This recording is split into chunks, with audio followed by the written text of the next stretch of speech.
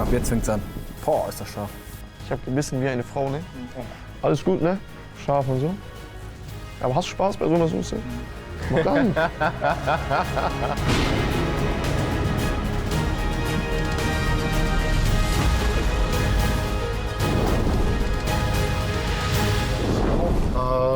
Wir bräuchten bitte noch Milch. Wer bringt denn die Milch? Ah, Uber Eats, natürlich. Wie immer Milch. Grazie mucho della notte. Dankeschön. So.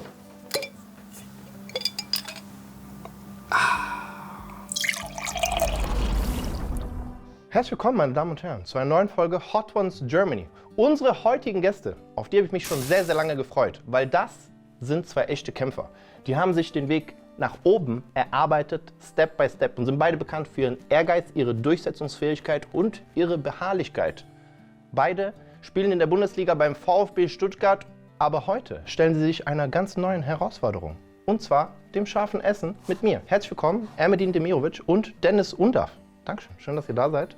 Hi, danke schön. Gänsehaut bekommen. Hast du gesehen? Wahnsinn. Guck mal, hast du geredet wie ein Löwe. Rede nochmal. Erste Frage an euch beide. Wie vertragt ihr Schärfe grundsätzlich? Ich esse beim Frühstück, Mittag, Abendessen, egal wann. Immer scharf? Immer scharf. Ohne scharf kann ich nicht essen. Geil. Ist egal wie scharf, Hauptsache scharf. Also, ich esse gerne scharf. Aber wie gesagt, ich habe jetzt öfters gesagt, wie Dennis Undav wahrscheinlich nicht. Weil er übertreibt. Er isst das nicht in Maßen. Er isst es auch nicht, dass es lecker ist, sondern er isst einfach nur um Das ist brennt. umbringen. Wir wollen umbringen, weißt du, so Ja. bei ihm. Er will Ja. einfach umbringen mit seinem Essen. Deswegen. Wir wollen, dass die Zunge einfach nicht mehr existiert. So ein Ding Okay. ist das. Deswegen. Stark. Wozu ist das scharf denn da? Ja, ich check schon. Seid ihr ready für Ding? Ihr beginnt bei grün, ne? Also von dem, und ich beginne von hier. So, zum Wohl. Zum Wohl. Zum Wohl. Hier. Zum Wohl. Einfach einmal abweisen reicht. Eins ist Wie noch klein lecker. ist der, Digga?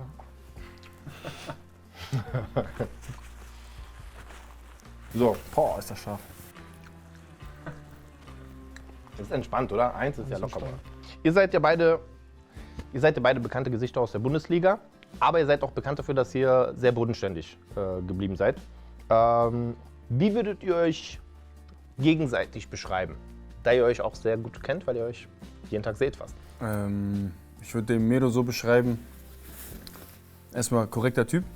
So, du kannst so reden, kannst entspannen, kannst mit dem Scheiße bauen, kannst mit den über ernste Sachen reden. Auf dem Platz kämpft er für dich, wie als wärst du sein Bruder. So muss es im Fußball auch sein in einer Mannschaft. Witzig wie ich ist er leider nicht, aber hat ab und zu gute Sprüche drauf und Ab und zu. nee, so einfach ein cooler Typ, so wie man, wenn du so einen coolen Typen sehen möchtest, dann ist er sozusagen das beste Beispiel. Pflegt sich sehr, geht jede Woche 1 bis 2 Mal zum Friseur. Ja, das sieht man. Ja. Das Ding war da. Alles Legt auf. viel Wert Junge. drauf. Ja.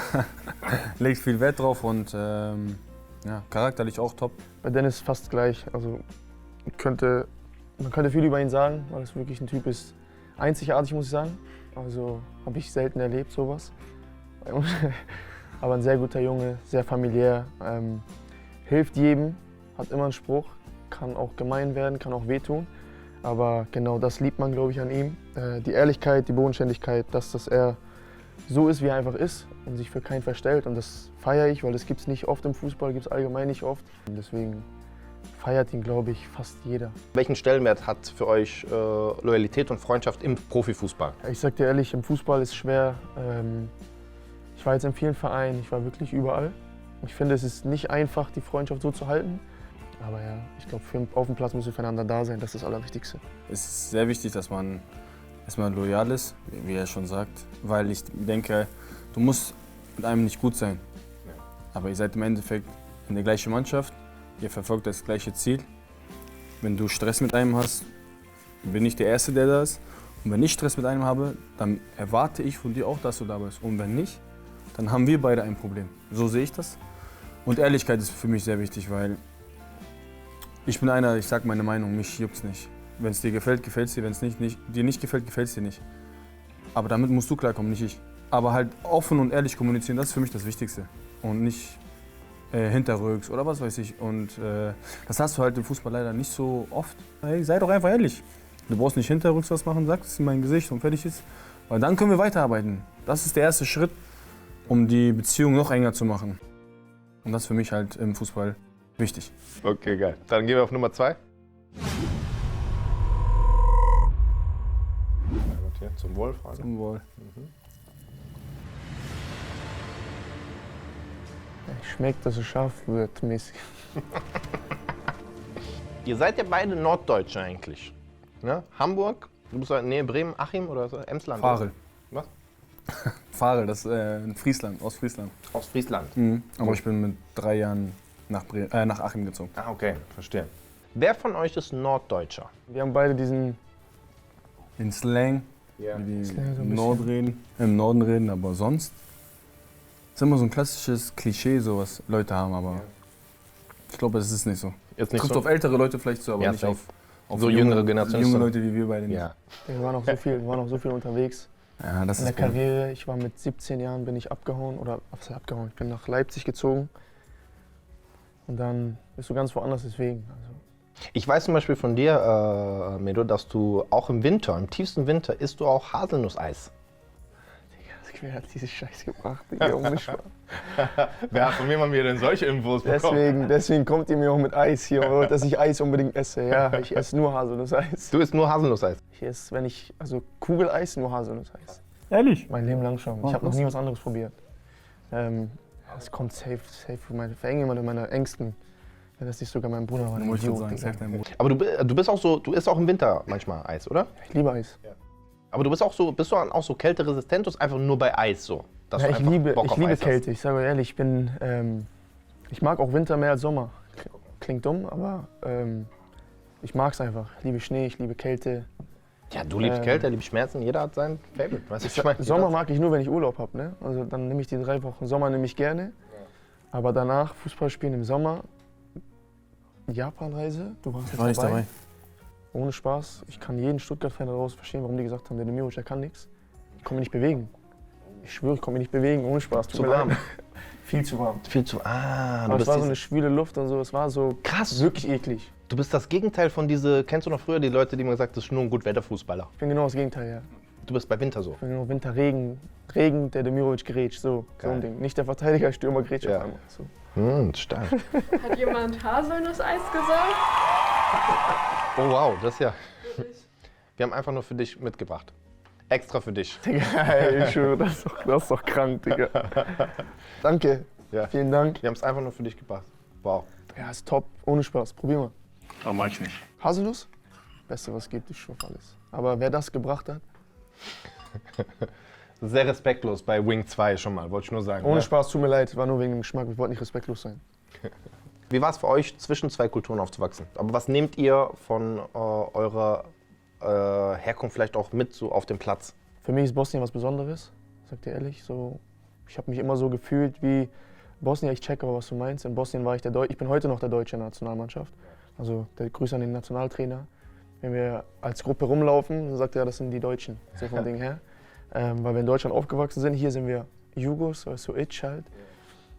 Aber keine Ahnung, ist schon noch was anderes, wenn du eine andere Herkunft hast, anders aufgewachsen bist. Irgendwie hast du immer von Kind auf gehört oder zu sagen, oder Leute haben dir gesagt, du musst immer einen Schritt mehr machen als ein anderer, so vom Ding her. Du musst dich immer mehr durchbeißen als jemand, der von hier kommt. Dein Nachname macht sie nicht einfacher, deine Herkunft macht sie nicht einfacher. Deswegen nimmst du so eine andere Mentalität, so ein Kämpferding mit, weil du weißt, wie es Leute hatten in unseren Ländern. Es gibt für mich keinen Unterschied, ob der Glaube oder der Glaube, jeder soll sein Ding machen. Das stimmt, nee, mein Vater hat immer gesagt, du musst doppelt so gut sein wie der andere Stürmer, Ja. damit du überhaupt Chancen hast zu spielen, weil ein Deutscher wird es einfacher haben als du. Ja. Wenn der 10 Tore schießt, aber du 16 Tore, in der Jugend jetzt, damit der trotzdem der Deutsche spielt. Ja, das ist die Realität. Das war leider so, aber war jetzt nicht, wo ich gesagt habe, ich heule jetzt rum oder so, sondern ich habe Fußball gespielt, weil ich Spaß haben wollte. Ein Löwe bist, Junge, weil du ein Löwe bist. Mann bist. So nämlich. Nee, aber so ist das halt. Wie war das dann auch, wenn zum Beispiel mal nicht lief? War das dann auch so, dass deine Eltern gesagt haben, bleib dran, glaub an dich? Oder gab es auch so Momente, Es wo... lief eigentlich immer. Also ich habe immer getroffen. Ich habe noch nie Angebote gehabt, wo ich sagen kann, okay, ich gehe zum großen Verein. Egal wo ich war, ich habe immer gut getroffen. Okay. Und ich hatte nie Angebote von anderen Vereinen, deswegen, das war das einzige Problem. Aber damit habe ich mich gar nicht so beschäftigt, wirklich so. Ich habe einfach weiter Fußball gespielt, aus Spaß dann irgendwann nur. Irgendwann kommt es vielleicht. Und dann hast du irgendwann aufgegeben und gedacht, ach scheiß drauf, mein Traum wird eh nie wahr, ich spiele einfach weiter Fußball. Und dann hat es doch Und dann doch. Ja, Gott sei Dank. Ja, das ist krass, sehr stark. Deswegen immer stark. kämpfen. Wie ein Löwe. Sehr stark. Emily, du hättest ja auch für die deutsche Nationalmannschaft spielen können. Hast du Jugend auch U-Deutsch irgendwas gemacht? Ich hatte einen Lehrgang ja, für die deutsche Nationalmannschaft. Dann darauf folgend sollte ein Turnier kommen. Ich weiß gar nicht, welche Jugend, ich glaube U18, ich glaube U18 ist so ein Zwischenjahr. Ja. Da wurde ich eingeladen für ein Turnier damals, oder wäre eingeladen worden und habe da gleichzeitig für die U19 Bosnien eine Einladung bekommen. Das wäre die WM-Quali oder EM-Quali, ich kann mich nicht mehr erinnern. Auf jeden Fall war es für die U19, also nochmal ein Jahr höher. Und ich habe damals schon gehört bekommen vom U17-Trainer, wenn ich mich nicht täusche, hör zu, wenn du jetzt den Schritt nach Bosnien machst, dann ist dir schon klar, dass wahrscheinlich Deutschland dich nie wieder rufen wird, so vom Ding her. Und ich habe halt als Junge gesagt, gut, das war immer mein Traum, irgendwann für die Nationalmannschaft zu spielen, für Bosnien mal zu treffen. Und ich habe dann gesagt, irgendwie zieht mich mein Herz noch mehr nach Bosnien. Auch wenn ich Deutschland extrem dankbar bin und ich bin glücklich, dass wir hier leben, dass meine Familie hier aufgewachsen ist. Bin über alles glücklich, aber irgendwie hat mein Herz gesagt, ich möchte für Bosnien spielen. Und habe mich damals schon entschieden, für Bosnien zu spielen und habe danach auch nie wieder eine Einladung von Deutschland bekommen. Okay, wir kommen zu Nummer 3. Zum Wohl. Zum Wohl hier, Freunde. Mhm. Geil. Der zweite war schärfer als der. Manchmal, die kommen auch ein bisschen später. Die brauchen ein bisschen. Da war nichts, ne? Das kommt Aber später. da kommt noch. Ja, der kommt morgen, aber Da kommt noch, chill. So, Medo, wann hast du das erste Mal gemerkt, dass du mehr als nur Spieler, sondern vielleicht auch Leader bist? Hör auf damit mal. ich bin gespannt, was du sagst. Ich versuche mit jedem gut zu sein und versuche jeden zu unterstützen, egal wie schwierig es ist. Weil ich auch glaube, jetzt durch die ganze Karriere, einfach durch die Laufbahn, gesehen habe, wie es sein kann, wenn es nicht gut läuft. Und ich habe gesehen, wie es ist, wenn du alleine bist. Ich habe gesehen, wie es ist, wenn du die Sprache nicht sprichst, wenn keiner mit dir redet. Und das mit 18, 19 Jahren. Und da habe ich einfach irgendwann dann für mich mitgenommen, wenn ich in andere Länder komme, wo ich dann mäßig die Sprache spreche und da bin und angekommen bin, dass ich versuche, für jeden da zu sein. Und irgendwie, wenn es bei mir gut läuft, dann hebe ich nicht ab, sondern ich gucke trotzdem weiterhin auf alle. Und ich glaube, dass das mich durch die Karriere gepusht hat und dass ich deswegen auch hier bin, wo ich jetzt bin. Ich meine, eure beiden Karrieren waren ja nicht einfach. Ne? Ihr wart ja überall. Ich meine, du warst ja auch in Spanien. Ne? Seid früh raus von daheim, habt versucht, rechts, links, Belgien, Spanien, England, hier in der Schweiz hast du auch gespielt. Gab es so bestimmte Momente, wo ihr euch so gefühlt habt, so mit dem Rücken zur Wand, so dass ihr dachtet, oh shit, was mache ich jetzt? Und wie seid ihr damit umgegangen? Gab es oft, wo du dann gedacht hast, okay gut, jetzt müssen wir aufhören oder jetzt wird das nichts mehr. In der Jugend schon, dann im Profibereich, wo du dann gedacht hast, wofür mache ich das? Ich bin in Spanien, bin nicht spielberechtigt, weil die nicht wussten, dass ich einen bosnischen Pass habe. Ob das jetzt die Wahrheit ist oder nicht, ist dahingestellt, aber so wurde mir das gesagt. War dann ein halbes Jahr nicht im Kader, musste für die zweite Mannschaft spielen in Spanien. Größte Holzplätze. Also kann ich auch hier in der Regionalliga spielen, das ist wahrscheinlich besser als zweite Mannschaft in Spanien. Und dann stehst du schon da ein halbes Jahr und denkst, ich spreche die Sprache nicht, bin 18 Jahre alt, habe kein Geld, also verdiene jetzt nicht die Kohle, dass ich sage, okay gut, mir geht's top. Ohne Familie, ohne Frau, ohne gar nichts. Sondern denkst du dir schon, gut, ich ziehe jetzt durch nach Deutschland, scheiß drauf. Ich gucke, was ich finde, wenn ich nichts finde, ja gut, dann ist das halt so. Aber ja, ich habe mich immer durch die Karriere gekämpft, ich hatte viele solche Momente und habe auch, glaube ich, dadurch, dass einfach, dass ich einen Willen habe, weiterzumachen, eine Familie habe, die mich da extrem unterstützt, Frau habe, die mich unterstützt und deswegen nie aufgegeben habe und heute auch nie aufgeben werde, egal wie schwer es ist. Und ich glaube, dass ich nur deswegen da bin, wo ich bin, nicht weil ich der schönste Fußballer war oder der beste Fußballer, sondern einfach, weil ich den Willen hatte, immer weiterzumachen. Deswegen bin ich, glaube ich, hier. Vielleicht nicht der Beste, vielleicht auch nicht der Schönste, aber auf jeden Fall Nein, die der beste schönste, Frisur. Beste meinte ich. Nein, ich meinte schönster, bester, also nicht auf Schönheit. Ah, okay. Also aber mit der beste Schö- Frisur auf jeden Fall, Bruder. Safe. Weil da ist 100% alles. Ja, easy. Da ist ja alles, Bruder. Das ist Wie auch jeden gemalt. dritten Tag. Stark. Das ist einfach so Schablone, Bruder. Ja, deswegen Wenn jemand zum Friseur geht, die zeigen dein Bild. aber ihr checkt nicht, dass ich Bruder, deswegen, ich will so. wir haben hier Bosnier bei uns in der Redaktion, die wissen das. Wenn ich schlecht spiele oder nicht gut spiele, dann ist meine Frisur schuld, warum ich nicht gut bin. Also, checkt ihr? Blonden Haare. Es fängt schon wieder an. Ich habe schon gesehen, ich bin verletzt. Die Leute schreiben mir, ja, Hauptsache du gehst zum Friseur. Ja, was soll ich machen jetzt? Ja. So, Jetzt habe ich ja Zeit. Darf ich nicht mehr schneiden gehen? Ach so. Da muss man mit rechnen, wenn man so eine Frisur hat. Ja. Dennis, wie bist du mit so schweren Momenten umgehen? Oder was war denn so ein schwerer Moment, wo du dich vielleicht zurückerinnerst, wo du vielleicht dachtest, boah, wie gehe ich jetzt damit um? Ich hatte eigentlich jedes Jahr, wo ich zum neuen Verein gewechselt bin, Probleme. Immer daran denken, dass du Fußball spielen kannst, dass du ein guter Spieler bist. Natürlich hast du schlechte Momente, aber das kommt irgendwann wieder zurück. Und einfach positiv bleiben, das ist das Wichtigste. Also einfach positiv bleiben, kämpfen. Oder gab's vielleicht jemand bei euch, der euch so zusätzlich noch motiviert hat? Vielleicht ein Freund oder sowas? Oder gibt's bei euch auch jemand, der so positiv eingeredet hat? Oder war es bei euch wirklich dann einfach so? Weil ihr wart ja schon so kurz davor. Bei mir war es anders. Bei mir war es, ich wollte es den Leuten zeigen. Bei mir war es die Familie. Du hast immer Familie, die sagen ja immer, weiter geht's, Kopf hoch. Aber für mich war das größte Ding, ich wollte den Leuten einfach zeigen, ey, Digga, ihr labert einfach nur Scheiße, ich schaff's. Ja, geil. Das war so meine Motivation, warum ich es schaffen wollte. Aus Hass. Aus Hass der erste Herz. Von Herzen, Geil. vom tiefsten Herzen. Okay, Nummer 4. Ihr seid ja jetzt ein geiles Duo, sag ich mal, beim VfB. Es gab ja schon mal so ein geiles Trio beim VfB. Vielleicht könnt ihr euch zurückerinnern, das ist ja gar nicht eure Zeit. Das ist ja so meine. Balakow, Bobic, Elba. Das war ja das magische Dreieck. Okay, wenn es jetzt wenn ihr euch einen Titel geben dürftet. Uns beiden jetzt. Ja, euch. Wie würdet ihr euch nennen? Und von Demirovic. Undirovic. Es kam ja so komische Namen mit Undarovic und so. Ja. Die immer Zwei wieder ins Spiel Löwen. gebracht haben. 2 Löwen. Nein, hör auf. Mann. Ich hätte einen Vorschlag, wenn ihr darüber nachdenkt, der Teufelszweier. Teufel 2, aber auf was bezogen? Warum? Weil ihr Teufelszweier, weil ihr so wild seid, weil ihr Feuer bringt, versteht ihr? Die jungen Wilden, die wilden Teufelszweier. Wegen Teufelsdreier? auf. Okay, gut, dass wir darüber geredet haben. Wir machen Nummer 5 einfach weiter. Danke.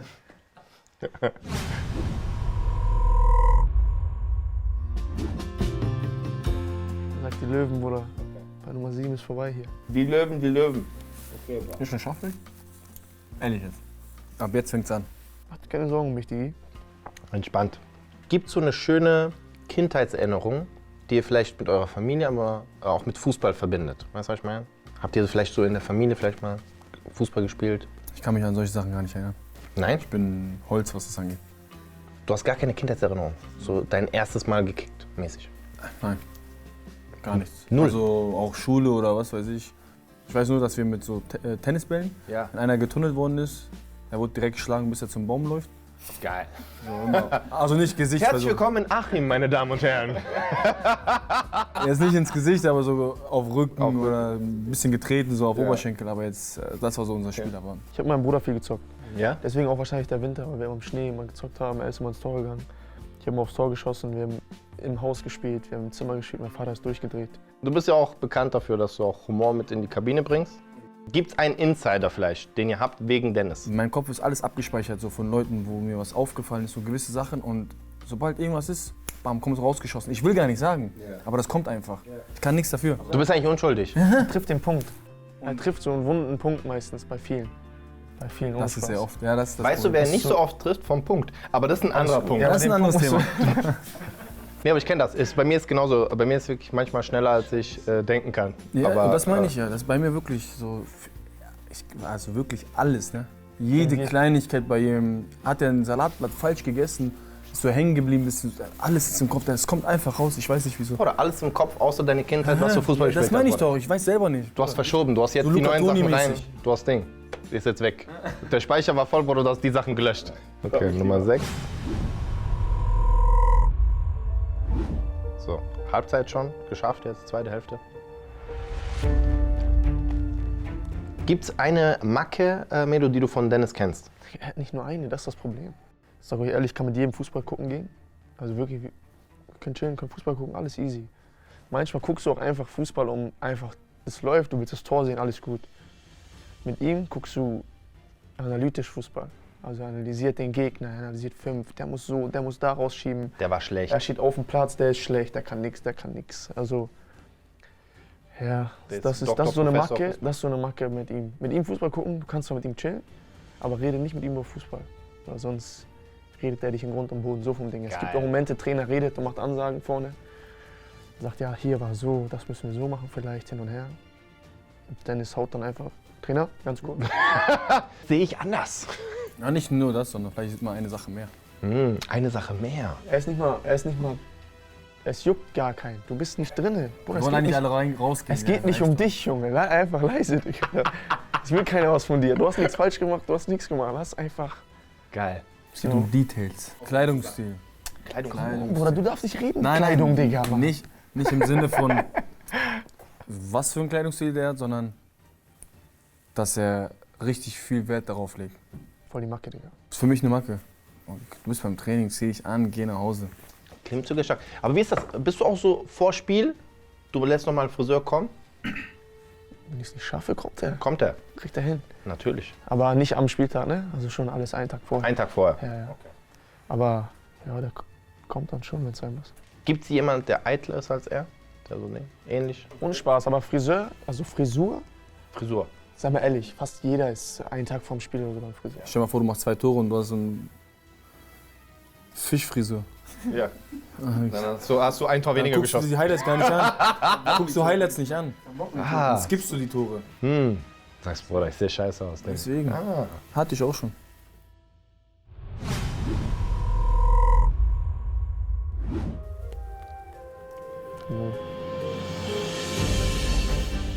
Ich merke ja auch, ne, ihr seid sehr stabil. Man merkt, dass ihr auch ein bisschen was durchgemacht habt. Ne, dieser konstante Gedanke, immer weiterzumachen, ist sehr präsent bei euch.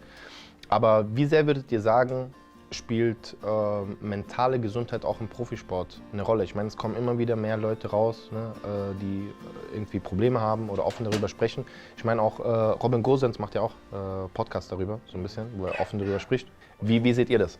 Ich glaube, unser Ding ist einfach, dass wir früh gesehen haben, dass es nicht einfach wird. Und ich glaube, dass wir von zu Hause mitbekommen. Und ich glaube, dass das wichtig ist. Weil wenn du es zu spät mitbekommst, also so, wenn du mitten in der Karriere bist und das zum ersten Mal schlecht läuft, ich glaube, dann gehst du kaputt.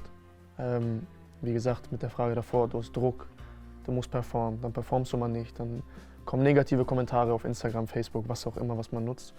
Das wird immer mehr mittlerweile mit den Kommentaren. Und wenn du das anfängst zu lesen und anfängst, dich da reinzusteigern und sagst, ey, ich war nicht gut, dann glaube ich, gibt es schon Momente, wo du dann auch kaputt gehen kannst. Und ich sage auch immer wieder, wenn du eine Familie hinter dir hast, keine Ahnung, die dich das ablenken lässt, also dass du nicht daran denkst, dann ist es wichtig.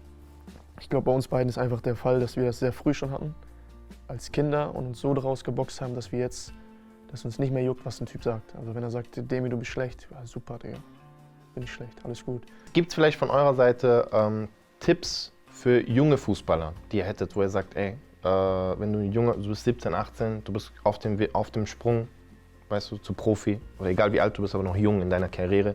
Was sind so eure 1, 2 Tipps, die ihr hättet? Sehr, sehr wichtig ist, keinen Druck von der Familie kriegen. Du musst. Nee, du gehst nicht raus, du geh lieber trainieren. So, dann verfällst du irgendwann in so eine Sache, ich habe keinen Bock mehr auf Fußball, ich werde hier gezwungen. Digga, arbeiten. Also du musst Fußball schon arbeiten, sage ich. Ich sag, also du kriegst es nicht, reines Talent. Vielleicht wird einer geboren und hat Talent wie Aber das ist einer Messi von und so, aber das ist 100.000. einer von. Fußball muss gearbeitet werden und Spaß haben. Deswegen sage ich immer, trainier so hart wie möglich, wie du kannst, aber hab Spaß dabei. Sobald du keinen Spaß hast, kannst du vergessen. Und so hart wie es geht, arbeiten tun wir jetzt auch mit Wing Nummer 8.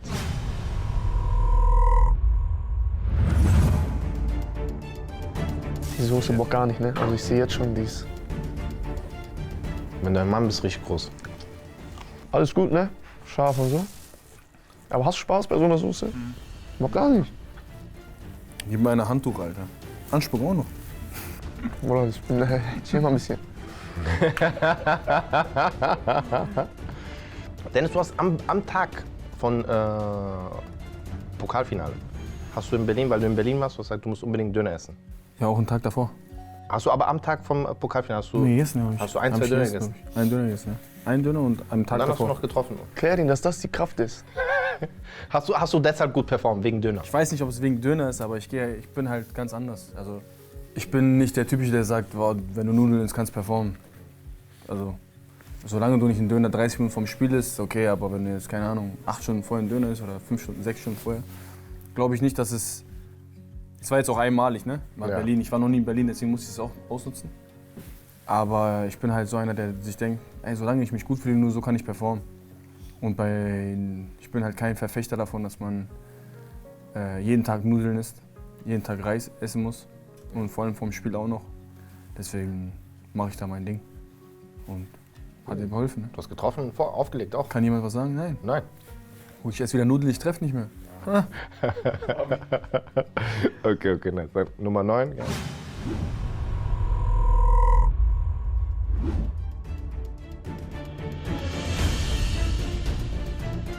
Ich habe gebissen wie eine Frau, ne? Wir haben jetzt was für euch vorbereitet. Ihr seid ja auch bekannt für euren Drip.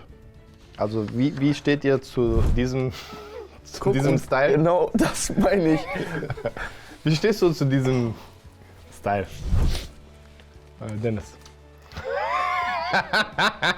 Warum lachst du so? Oder von mir gibt's genauso schlimme Bilder. Bruder, das ist stark. Guck mal diese Frisur an. Dann. Ja, Mann, so bin ich früher rumgelaufen. Geil, Bruder. Du siehst aus als so im Anime. Du siehst so aus wie ein Fisch, Alter. Glow up. Blow up hoch 100. Okay, wir haben noch dieses Bild hier von dir, Bruder. Geh mal weg, Digga. Wo hast du das Bild her, Digga? Digga, mach das schon weg, Mann. Oh mein Gott, Digga. Wie alt warst du da, Bruder? Bruder, guck mal Hemd, Bruder, Zigo, Junge. Oh mein Gott, Digga. Bruder, mach mal weg jetzt mal rein. Aber zur Seite war schon stark, Bruder. Auch mit Scheitel. Aber warte mal, wo hast du das Bild her, Digga? Bruder, ich hab Connections. Digga, das war safe, Bruder oder so, Digga. So. Oder ohne Spaß, Junge. Denkst du jetzt, du bist cool ohne Spaß? Denkst du jetzt, die Leute sagen, oh mein Gott, Dennis kann so scharf essen. Ich leg jetzt nur vor, damit du nicht weniger machst. Das ist smart. Bruder, Digga, geh mal weg mit der Soße, Okay. Digga. Guck mal hier. Also wir machen hier nochmal drauf. Bruder, das ist doch kein Spaß, aber das macht doch keinen Spaß, Jungs, Digga. Kann ich danach ein Haselnuss-Eis bekommen? Ich frage nur für einen Kollegen. Hey, du hast gekämpft wie ein Löwe. Ehrlich, ist gut. Warum hast du so klein, Alter? Also so ein kleines Hähnchen. Ich habe hier noch ein Bild. Medo, sagt dir das was? Das ist meine Heimat. Yes. Mein Stolz. Ich bin stolz auf diese Kabine. Genau, das waren die Kabinen. Korrekt. Geil. Dankeschön. Vielen Dank. Ich meine, die Fußballerkarriere ist allgemein nicht so lang. Ne? Also wenn du jetzt im Vergleich zu jemand, der jetzt, keine Ahnung, 40 Jahre in der Fabrik oder sowas arbeitet, 45 Jahre, 50 Jahre. Habt ihr vielleicht schon Gedanken, was ihr danach machen wollt? Wollt ihr vielleicht auch Experte werden oder sowas? Vielleicht Trainer? Ja, ich will Co-Trainer werden. Ja? Ja. Ich will die nächsten paar Jahre anfangen, den Trainerschein zu machen. Und Co-Trainer zu werden. Ernsthaft jetzt? Ja, geil. Ja, geil. Ob es dann vielleicht Cheftrainer sein wird, weiß ich noch nicht, aber das Zielstand jetzt ist Co-Trainer. Weil ich will nicht ganze Pressekonferenzen machen und dies und das. Lieber im Hintergrund. Ich will auch im Fußball bleiben, weil ich glaube, ich könnte kein Trainer werden. Ich würde im Hintergrund irgendwas machen, versuchen. Aber auf jeden Fall im Fußball, weil Berater vielleicht. Ne? so vielleicht aber nicht so klassisch, weil Berater ist Vielleicht alles gut. Sportdirektor. TV-Experte. TV-Experte. Oh. TV-Experte, alles was ich von Dennis gelernt habe, bringe ich da rein. Genau. Wir sind am Ende angelangt. Am Ende ist es immer so, wir bekommen 60 Sekunden Zeit. Unsere Gäste bekommen 60 Sekunden Zeit, um Dinge zu promoten oder auf Dinge aufmerksam zu machen, die sie betreffen. 60 Sekunden. Ermedin Demirovic und Dennis Undaff für euch hier. Also Leute, erstmal folgt dem Kanal. Hot Ones Germany. Einmal supporten.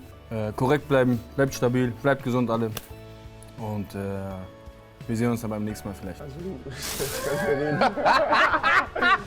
Sehr gut. Ciao, ciao. Sehr gut. Applaus an alle. Vielen Dank. Danke, dass ihr da wart.